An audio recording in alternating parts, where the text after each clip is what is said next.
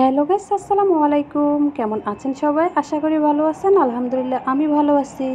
আজকে আমি খুবই মজাদার একটি মাছের রেসিপি নিয়ে আসলাম। মরিচ বাটা দিয়ে মাছের কালিয়া তৈরি করে দেখাবো আপনাদের। সাথে থাকবেন সবাই।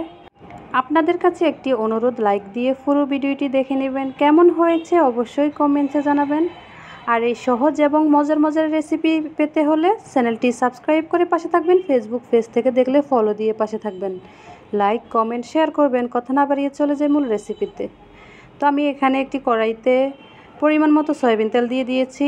তেলটি হালকা গরম হয়ে গেলে এখানে আমি একটু বেশি পরিমাণে পেঁয়াজ কুচি দিয়ে দিয়েছি। এখানে 4-5টা পেঁয়াজ আছে এখানে।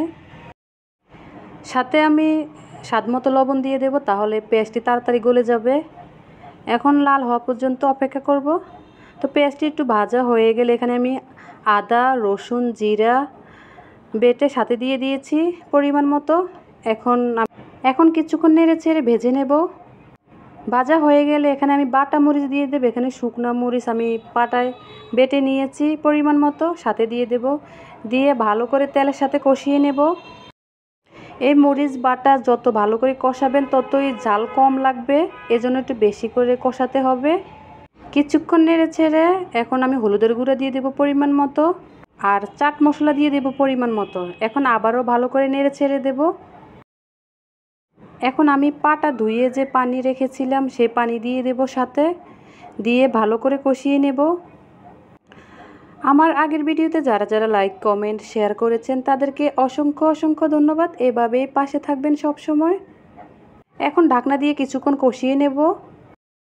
ঢাকনা উঠিয়ে নেড়ে ছেড়ে দিতে হবে, তাহলে নিচে লেগে যাবে।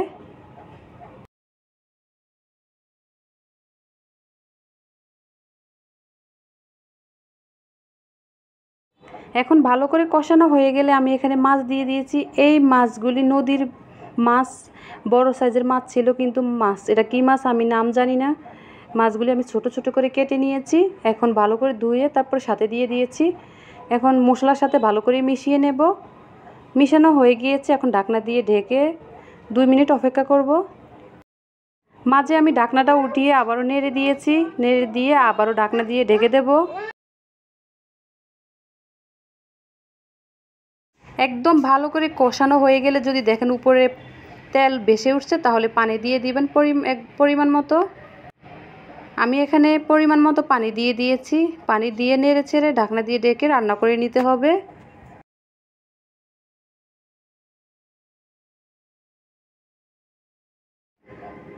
কিছুক্ষণ রান্না হয়ে গেলে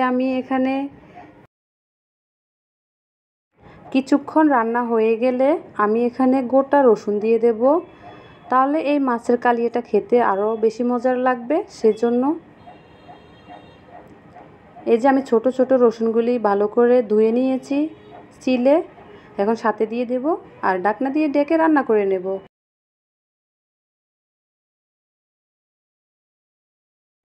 আর আজকের রান্নাটা কে কোত্থেকে দেখেছেন অবশ্যই কমেন্টে জানাবেন। আর এই ভিডিওটি বেশি বেশি শেয়ার করে দেবেন।